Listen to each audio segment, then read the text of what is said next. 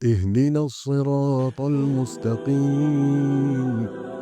کیا جرابوں پر مسح کرنے والے شخص کے پیچھے نماز پڑھنا جائز ہے؟ سعودی عرب میں سب اس کو جائز سمجھتے ہیں، اور اوقات امامت کرنے والے بھی جرابوں پر مسح کرتے ہیں، تو اس نماز کے بارے میں کیا حکم ہے؟ نہیں، جائز نہیں ہے۔ یہ جو دلیل دی جاتی ہے کہ ضرورت کی وجہ سے شریعت نے موزوں پر مسح کے حکم دیا ہے، تو تاکہ موزے اتارنا نہ پڑے، تو اس لیے یہاں تو ضرورت ہے، اگر ہم موزے اتاریں گے تو ظاہر ہے حرج ہوگا۔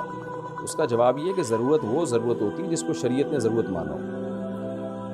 وہ موزے جن کو پہن کے بھی آپ پورے پاؤں دھو سکتے ہیں، تو ان کو تو اتارے بغیر بھی پاؤں دھوئے جا سکتے ہیں، تو پھر وہاں ضرورت کہاں سے ہوگی؟ یہ جو عام ساکس ہوتے ہیں، ان کو تو آپ پورا نلکے کے نیچے رکھو، پورے پاؤں بھیگ جائیں گے آپ کے۔ یہ آپ کہہ سکتے ہو پھر وہ پریشانی ہوگی، وہ موزے گیلے ہو جائیں گے، تو موزوں کا گیلا ہونا شرعی لحاظ سے کوئی حرج والی بات نہیں ہے۔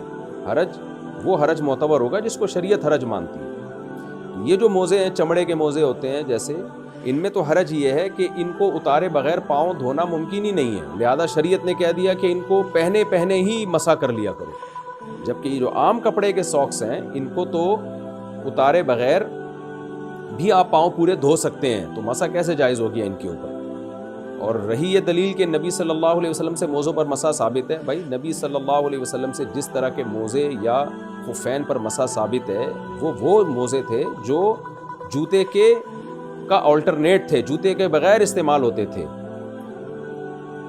کیونکہ یہ عبادت ہے نا، اور قرآن مجید نے ہمیں حکم دیا پاؤں دھونے کا، تو اتنا واضح حکم بہت ہی واضح دلیل سے تو چھوڑا جائے گا۔ جس دلیل میں کنفیوژن ہو گئی تو قرآن میں جو پاؤں دھونے کا حکم ہے پھر وہ ترک نہیں کیا جائے گا۔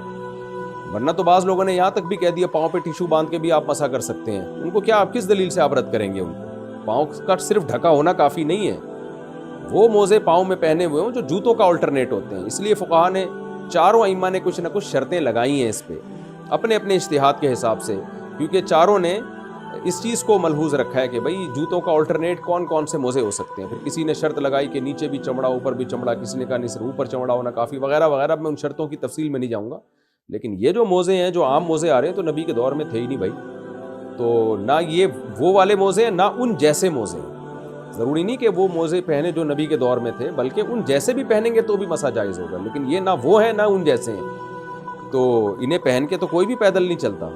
تو اس لیے کوئی بھی کپڑا پاؤں میں چڑھا لو ہلکا پھلکا سا، یا ٹیشو پیپر باندھ لو، کاغذ باندھ لو، اس سے تھوڑی مسح جائز ہو جائے گا اس کے اوپر۔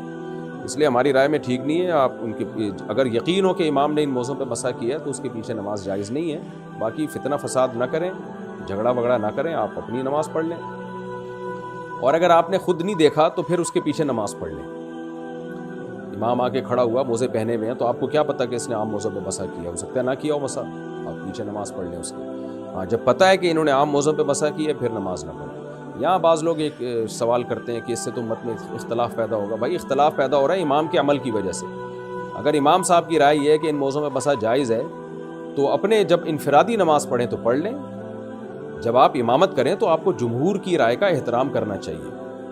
جمہور علماء فقہا وہ تو اسی کے قائل ہیں کہ بھائی ان پہ مسح جائز نہیں ہے، تو آپ کو چاہیے مقتدیوں کی آپ رعایت کریں کہ میرے اس طرز عمل سے بہت سارے لوگ نماز سے کٹ سکتے ہیں، یا نہیں بھی کٹیں گے تو ان کو وہم اور کنفیوژن تو ہوگی نا کہ پتہ نہیں ہماری نماز قبول ہو بھی رہی ہے کہ نہیں ہو رہی، تو آپ سیدھا پاؤں دھو کے آ جاؤ، یا وہ موزے پہن کے مسح کر لو کہ ان موزوں کے مسح کرنے سے سب کے نزدیک نماز جائز ہو جاتی ہے۔ تو امام کو تو اس کا بڑا خیال کرنا چاہیے کہ اس طریقے سے نماز پڑھے کہ پیچھے سب لوگوں کے نزدیک اس کی نماز ہو جائے، تاکہ پیچھے لوگ مقتدیوں میں خلفشار پیدا نہ ہو، کنفیوژن پیدا نہ ہو۔